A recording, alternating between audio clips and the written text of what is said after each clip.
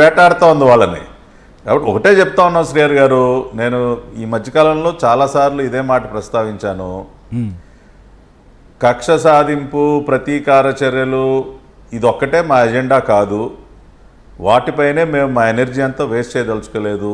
But at the same time గత 5 సంవత్సరాల కాలంలో ఎవరైతే మితిమీరి ప్రవర్తించారో వారందరికీ కూడా గట్టిగా బుద్ధి చెప్పాలన్నది ప్రజల యొక్క ఆకాంక్ష.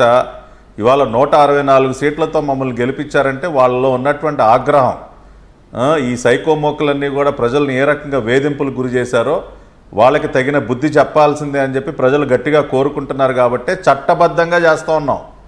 మేము చట్ట వ్యతిరేకంగా లేదా చట్టాలని పక్కన పెట్టేసి మా ఇష్టానుసారం మేమేమి ఈ బుద్ధి చెప్పే కార్యక్రమానికి ఏం శ్రీకారం చుట్ల. ఆ రకంగా మేము కనుక ఆ దారిలో వెళ్ళుంటే 8 నెలల కాలంలో ఇవాళ వైసీపీ రౌడీ మోకల పరిస్థితి ఏ విధంగా ఉండేదో ఊహించుకుంటేనే వాళ్ళకే భయానకంగా ఉంటుంది. కానీ లీగల్గా చేస్తూ ఉన్నాం. ఇప్పుడు పోసాని కృష్ణమురళి అతను గతంలో చేసినటువంటి వ్యాఖ్యలు కానీ, రకరకాలుగా అతను ప్రవర్తించినటువంటి అతని బాడీ లాంగ్వేజ్ కానీ, ఏదైనా ఏ రోజు కూడా సబ్జెక్ట్ మీద మాట్లాడిన పాపాన పోలేదు.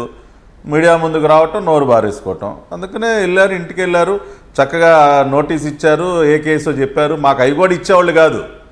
ఇంకా మా పోలీసులు చాలా ఓపిక్గా ఆ పోసాని మురళి ఇంట్లో మీరు చూసారు కదా, అవును, కాలుగాలిన పిల్లిలాగా చెడ్డీ ఒకటి వేసుకుని అటు ఇటు తిరుగుతూ ఉంటే మా వాళ్ళు చాలా ఓపిక్గా, ఇదిగోండి సార్ మీ నోటీసు, మిమ్మల్ని ఈ కేసులు అరెస్ట్ చేస్తూ ఉన్నాం, మీ పైన సెక్షన్లు ఇవి ఉన్నాయి అని చాలా ఓపిక్గా చేశారు. కానీ నన్ను అరెస్ట్ చేసినటువంటి సన్నివేశాలు గుర్తు చేసుకుంటే మా ఇంటి తలుపులు బద్దలు కొట్టేసి, పలుగులు పెట్టి తలుపులు బద్దలు కొట్టేసి పైకి వచ్చేసి మా బెడ్రూమ్ దగ్గరికి వచ్చేసి అసలు దేనికి అరెస్ట్ చేస్తున్నారో చెప్పరు, ఇంటిమేషన్ ఎవరు, నోటీస్ ఎవరు, సెక్షన్లు ఉండవు, ఎఫ్ఐఆర్ ఉండదు, ఏముండదు, ఈడ్చుకుని వెళ్ళిపోవటమే. ఆఖరికి చంద్రబాబు నాయుడు గారికి కూడా ఎఫ్ఐఆర్ కాపీ కానీ అసలు దేనికి అరెస్ట్ చేస్తున్నారో చెప్పకుండా ఒక మాజీ ముఖ్యమంత్రి ఆ రోజున ప్రధాన ప్రతిపక్ష నాయకుడిని ఏ రకంగా అరెస్ట్ చేశారో మనం చూసాం.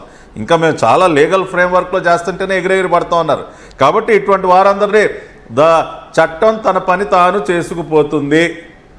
అది మీరు చెప్తున్నారు ఏంటంటే చట్టం తన పని కాదు అని మీరు చెప్తున్నారు. కానీ అంతర్యుద్ధానికి దారి చేస్తుంది అంటున్నారంట మనం మాధవ్ చెప్తున్నారు, మాజీ పార్లమెంట్ సభ్యులు. ఇలాంటివన్నీ పరిణామాలు సార్. ప్రజల తిరుగుబాటు అంటే ఏ విధంగా ఉంటుందో, ప్రజలు యుద్ధం చేస్తే ఏ విధంగా ఉంటుందో, స్వేచ్ఛ కోసం, స్వాతంత్రం కోసం ప్రజలు ఒక యుద్ధం ఏ విధంగా చేశారో 2024 చూసాము. ఆ యుద్ధం అయిపోయింది. యుద్ధంలో ప్రజలు గెలిచారు. ఒక పార్టీలుగా మేం కాదు, ప్రజలు గెలిచారు. కాబట్టి మళ్ళీ యుద్ధాల గురించి, వీటి గురించి, వాటి గురించి మాట్లాడే అర్హత వీళ్ళకే ఉంది సార్. ఇక్కడ 2-3 అంశాలు, కొన్ని ముఖ్యమైన అంశాలు ప్రస్తావించాలి శ్రీహరి గారు. గఫూర్ అన్న చెప్పినట్టు ఒక ప్రతిపక్ష పార్టీ నాయకుడిగా గఫూర్ అన్న గారి ఎవరైనా కానీ ప్రభుత్వానికి అనేక రకాలైనటువంటి సూచనలు చేయొచ్చు, సలహాలు చేయొచ్చు, గట్టిగా నిలదీయచ్చు. దానికి వీఆర్ ఆల్వేస్ వెల్కమ్. అది బడ్జెట్ పైన అయినా దేనిపైన. గఫూర్ అన్న రైతుల గురించి మాట్లాడారు. గఫూర్ అన్న రైతుల గురించి, కార్మికుల గురించి ఇట్లా మాట్లాడారు.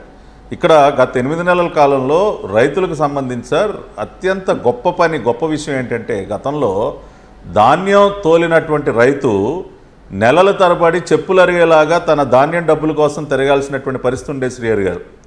ఆ రోజున పౌర సరఫరాల శాఖ మంత్రిగా ఉన్నటువంటి కారుమూరు నాగేశ్వరరావు ఒక రైతు వెళ్ళి, అయ్యా ధాన్యం దోలేనయ్యా, డబ్బులు ఇవ్వండి అయ్యా అంటే బూతులు మాట్లాడి రైతును అవమానించాడు. కానీ ఇవాళ 5.5 లక్షల మంది రైతులు 37.7 లక్షల మెట్రిక్ టన్నుల ధాన్యం ఖరీఫ్లో వాళ్ళు చేస్తే తోలితే 7,564 కోట్ల రూపాయలు 48 గంటల్లోనే చెల్లించింది ప్రభుత్వం.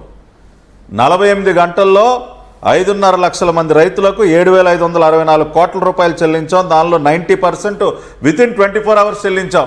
ఇంతకంటే ఏం కావాలి సార్? ఒక రైతుకి తాను పండించినటువంటి పంటకి 24 గంటల్లో తన ఖాతాలో డబ్బులు పడటం కంటే ఇంకేం కావాలి సార్? అదే కదా రైతన్న కోరుకునేది. ఇవాళ ఆ పని మేము చేయగలిగాం. అదేవిధంగా గత ప్రభుత్వం ధాన్యం చెల్లింపులకు సంబంధించి 1,674 కోట్ల రూపాయలు పెండింగ్ పెడితే అవన్నీ కూడా మేము చెల్లించాం. ఇంకొక ముఖ్యమైనటువంటి విషయం శ్రీహరి గారు, ఇవాళ రోడ్లకి సంబంధించి గుంటలమయమైపోయినటువంటి రోడ్లు, గతంలో అసలు 1 కిలోమీటర్ రోడ్డు కూడా వేసినటువంటి పాపాన పోలేదు. ఈ 8 నెలల కాలంలోనే దాదాపు 1000 కోట్ల రూపాయల పైగా ఖర్చు పెట్టి 17,605 కిలోమీటర్ల రోడ్లకు సంబంధించి మరమ్మతులు చేశాం. జగన్మోహన్ రెడ్డి 5 ఏళ్ల కాలంలో కేవలం 7,340 కోట్లు రహదారుల నిర్మాణాలకి 5 ఏళ్ల కాలంలో 7,300 జగన్ రెడ్డి కేటాయిస్తే ఈ ఒక్క బడ్జెట్లోనే రోడ్లకి 8,785 కోట్లు వాళ్ళు 5 ఏళ్లలో కేటాయించిన దానికంటే ఎక్కువ ఒక్క సంవత్సరంలో ఈ ప్రభుత్వం కేటాయించింది శ్రీహరి గారు. అంతేకాకుండా ఇందాక గఫూర్ అన్న కార్మికుల గురించి మాట్లాడారు. ఎస్, చంద్రన్న బీమాతో పాటు కార్మిక సంక్షేమానికి సంబంధించి గఫూర్ అన్న ఇక్కడ ఒక ముఖ్యమైనటువంటి అంశం నేను ప్రస్తావించాలి.